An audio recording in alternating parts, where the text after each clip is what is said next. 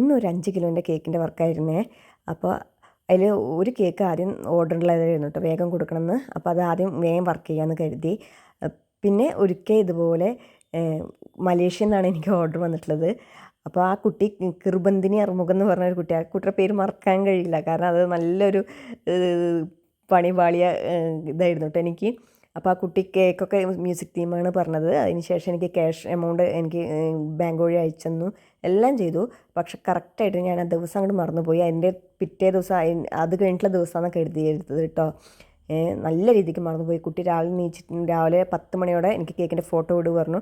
ശരിക്കും അന്തം വിട്ടു പോയിട്ടോ, ആകപ്പാട് ഷോക്കായി. കാരണം ഇത് ഡെലിവറി ചെയ്യേണ്ടത് 35 കിലോമീറ്റർ അപ്പുറത്തേക്കാണ്. അപ്പോൾ വരാമെന്ന് പറഞ്ഞൊരു ടൈമില്ലാതായി.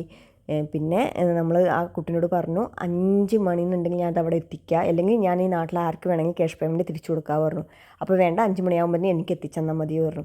അപ്പോൾ പിന്നെ എൻ്റെ അനിയൻ ഉണ്ടായിരുന്നു, അനിയൻ്റെ കൈയും കാലും പിടിച്ചിട്ട് ഞാൻ എങ്ങനെയെങ്കിലും അവിടെ എത്തിച്ചു.